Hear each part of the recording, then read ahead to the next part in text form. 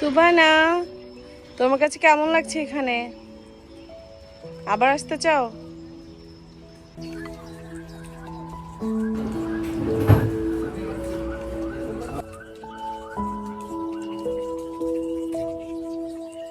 কক্সবাজারের শেষ দিনের শেষ ব্লগে আপনাদের সবাইকে স্বাগতম জানাচ্ছি। ঘুম থেকে উঠেই দেখছিলাম আমার মেয়ে বাইরে এরকম দোল খাচ্ছে, আর বাইরের ওয়েদারটা এত সুন্দর, চারপাশে কুয়াশা পড়া ছিল, দেখতেও খুব ভালো লাগছিল। একবার মেয়ে, তারপর তার বাবা একের পর এক শুধু এই দোলনায় বসছে। শুধু ভাগ্যটা আমারই খারাপ ছিল, কেননা ওজনটা একটু বেশি হওয়াতে ভেবেছি যদি বসলেই দোলনাটা ছিঁড়ে যায়, তাই আর বসিনি। এই আর কি। এখন বের হয়ে যাচ্ছি গতকালকের মতো। আজকেও আমাদের ব্রেকফাস্ট আছে। আজকে 11টায় আমরা চেক আউট করবো, তো চেক আউটের আগেই আমাদের সবকিছু গুছিয়ে নিতে হবে, ব্রেকফাস্টও শেষ করে নিতে হবে। ব্যাগটা আমি রাতেই গুছিয়ে নিয়েছি, জাস্ট এখন বের হয়ে ব্রেকফাস্টটা করব, তারপরে এসে কিছুক্ষণ রুমে চিল করব, একটু রুমের বাইরে বসবো। রুমের বাইরের ভিউটা তো আপনারা দেখেছেন, অসম্ভব সুন্দর ছিল। আর এটা হচ্ছে রুমের সামনের ভিউটা। ইকো রিসোর্টটা আমার খুব পছন্দ হয়েছে। মারমেডের দুটো রিসোর্টেই খুবই সুন্দর। একটা হচ্ছে একদম নিরিবিলি, যারা নিরিবিলি শান্ত একটা পরিবেশ চান তারা ইকো রিসোর্টে থাকবেন, আর যারা জাঁকজমক পছন্দ করেন তারা মারমেড বিচ রিসোর্টেই উঠবেন। তো গতকালকের মতো আজকেও আমাদের ব্রেকফাস্টটা একেবারে সেম টু সেম ছিল, জাস্ট জুসগুলো একটু ডিফারেন্ট দিয়েছে। গতকালকে একদম পাইনাপেল, তারপর হচ্ছে পাপায়া, এসবের জুস ছিল, বাট আজকে একটা তেঁতুলের জুস ছিল যেটা খুবই মজা ছিল। আর এই তো আমাদের ব্রেকফাস্ট শেষ। এখন ওরা দুই ভাই বোন মিলে শান্তভাবে একটু দোল খেয়ে নিচ্ছে। বাচ্চাদের সাথে যত বেশি পারেন এই বয়সটাতেই ঘুরুন ফিরুন, কথা বলুন। যত দিন দিন বড় হবে তত আপনার থেকে দূরে সরে যাবে, তত আস্তে আস্তে দূরত্বটা বেড়ে যাবে, ওদের ফ্রেন্ড সার্কেল হবে, ওদের অন্যরকম একটা জগৎ থাকবে যেখানে আপনার জন্য টাইমিংটা বের করতে খুবই কষ্ট হবে। তাই এই টাইমে বাচ্চাদেরকে নিয়ে একটু বেশি ঘুরুন, পরে হাজব্যান্ড ওয়াইফ একা একা অনেক ঘুরতে পারবেন। এই আর কি। এই মাঝে আমার সাহেব আমার জন্য ক্যাপাচিনো নিয়ে এসেছে, দুজন মিলে বসে বসে ক্যাপাচিনো খেয়েছিলাম এবং দুজনেই দোল খেয়েছি। এখন হচ্ছে আমরা রুমে গিয়ে সবাই রেডি হয়ে এসেছি। সেদিন আবার সবাই রেড পরেছিলাম একসাথে, একদম ম্যাচিং ম্যাচিং করে। আর আমরা এখন যাব সুগন্ধা বিচে। এর থেকে বের হওয়ার সময় আমরা খুব সুন্দর একটা অফার শুনতে পাই, যেটা হচ্ছে অনলি ফর রামাদানে ওনাদের রুম স্টার্ট হচ্ছে 6,000 টাকা থেকে, যেটা অনেক অনেক অনেক বেশি চিপ। যাদের মারমেডে আসার অনেক বেশি ইচ্ছা, এই সুযোগটা আপনারা একদমই হাতছাড়া করবেন না। এটাতে ইনক্লুডেড থাকছে বাফেট ইফতার, আপনার cozy and comfortable room stay, আর ওদের সুইমিং পুল তো অবভিয়াসলি থাকছেই। সব কিছু মিলিয়ে এই রামাদানে আপনারা যদি কেউ চান তবে অবশ্যই মারমেড ইকো অর বিচ দুটো রিসোর্টই আপনারা ভিজিট করতে পারেন। It's up to you. আর এটার আপনার টাইমিংটা স্টার্ট হচ্ছে 19 ফেব্রুয়ারি টু 18 মার্চ 2026।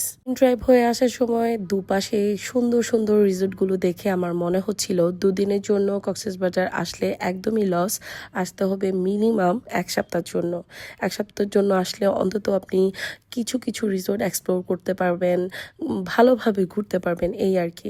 এখন আমরা যাচ্ছি সুগন্ধা বিচ। কক্সবাজার মানে সমুদ্রের ডাক, আর সে ডাকে এবার আমরা চলে যাচ্ছি সুগন্ধা বিচে।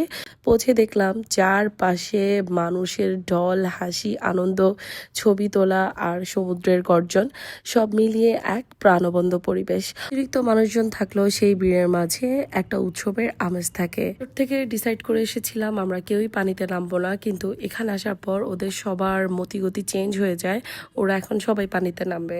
ভাগ্য ভালো যে আমি আগে আলাদা করে কিছু কাপড় লাগেজ থেকে বের করে রেখেছি, যাতে পরে আমার আর কোনো প্যারা নিতে না হয়। যাই হোক, এখন আস্তে আস্তে এই গরম নরম বালির উপর হেঁটে হেঁটে চলে যাচ্ছি সাগরের পাড়ে। বিচের পাড়ে বসে সমুদ্রের ঢেউ দেখতে দেখতে শুরু হয়ে গেল আমার খাওয়া দাওয়া। এবার আমি ওখানে বসে খেয়েছি টক মিষ্টি আচার, বিভিন্ন রকমের ঝাল মশলা মাখানো, যে বড়ই, জলপাই, তারপর হচ্ছে আমলকি ছিল কিনা আমি শিওর না, এগুলোই আর কি। তারপর ছিল টক মিষ্টি, আনারস, চটপটি, ফুচকা আমি এবার ট্রাই করে নিই। সব মিলিয়ে একদম জমাট স্বাদ ছিল। আসলে স্বাদের থেকেও বালুটা একটু বেশিই ছিল, সমুদ্রের পাড় বলে কথা। সমুদ্রের হাওয়ার সাথে এই অসাধারণ খাবারগুলো যেন অসাধারণ লেগেছে। তারপর ওরা সবাই কিছুক্ষণের জন্য নেমে পড়লো পানিতে, ঢেউয়ের সাথে লাফালাফি, ছুটাছুটি আর দুষ্টুমি। মনে হচ্ছিল আবার সবাই ছোটবেলায় ফিরে গিয়েছি। চারপাশের মানুষের উচ্ছ্বাস আর হাসির শব্দে পুরো পরিবেশ যেন প্রাণবন্ত হয়ে উঠেছে। ভেজা কাপড় বদলে বের হয়ে পড়লাম। একটু ক্লান্ত ক্লান্তি থাকলেও মনটা ছিল একদমই ফ্রেশ। এরপর গেলাম এত সুন্দর একটা রেস্টুরেন্ট। এই রেস্টুরেন্টটা দেখে বুঝতেই পেরেছেন এটা পালঙ্কির নতুন ব্রাঞ্চ, যেটা হচ্ছে ডলফিন মোড়ের পাশেই, ডলফিন মোড় থেকে একটু সামনে। আর সেখানকার পরিবেশ এত অ্যাস্থেটিক ছিল বলার বাইরে। আর আজকেও আমরা সেই ডাব চিংড়িটা নিয়েছি, রূপচাঁদা নিয়েছি, বিভিন্ন রকমের ভর্তা নিয়েছি। আর আজকে আরেকটা স্পেশাল জিনিস খেয়েছি ওদের, এই ভাপা ইলিশটা। অসম্ভব মজা ছিল এই ভাপা ইলিশ। কিনা কক্সবাজার যাবেন অবশ্যই পালঙ্কির এই ভাপা ইলিশটা মাস্ট ট্রাই, আপনাদের কাছে খুবই ভালো লাগবে। আর প্রতিবারের মতো এবারও আমি প্লেটটাকে খুব সুন্দর করে ভর্তা দিয়ে সাজিয়ে মাঝখানে ভাপা ইলিশটা রেখেছি। আমার কাছে মনে হয় খাবারের চাইতে পরিবেশনটা বেশি সুন্দর হওয়া জরুরি, এই আর কি। আর সেই আগের রাবড়ি জিলাপি, আর এটাও আরেকটা জিলাপি। এই জিলাপিটা আমার হাজব্যান্ড পছন্দ করেছে, বাট আমার কাছে রাবড়ি জিলাপিটা বেস্ট লেগেছে। এরপর হচ্ছে চা। চা ছাড়া যেমন দিন শুরু হয় না তেমনি শেষও হয় না। তো এক কাপ গরম গরম চা খেয়ে বের হয়ে যাচ্ছি। এদিকে ওনাদের বারবিকিউ স্টেশন, এপাশে চা, জুস বার সব কিছুই আছে। আর এখন আমরা বের হয়ে চলে যাবো একটু শপিংয়ে, সবার জন্য টুকিটাকি শপিং করব। এবার কক্সবাজার শপিং করে আমি অনেক খুশি, কারণ আমার পছন্দনীয় কিছু জিনিস পেয়ে গিয়েছিলাম। টুকিটাকি সবার জন্য কিনলাম, নিজের জন্য কিনেছি বেডশিট থেকে শুরু করে এর কিছু অ্যাক্সেসরিজ। দেন আমরা বের হয়ে চিটংয়ের দিকে চলে আসব। এর মাঝে মনে হলো স্কুইড ফ্রাইটা খাইনি, তো স্কুইড খাওয়ার জন্য আমরা পালঙ্কিতে ঢুকেছি। আর এই রেশমি কাবাবটা ট্রাই করেছি। রেশমি কাবাব আমার সবসময় খুব পছন্দ, তাই যেখানেই যাই না কেন রেশমি কাবাবটা আমার ট্রাই করা হয়। আর স্কুইড ফ্রাইটা ভালোই ছিল, বড় বড় স্কুইড হলে হয়তো আরও বেশি মজা লাগতো। এই ভ্রমণটা আমাদের এখানেই শেষ।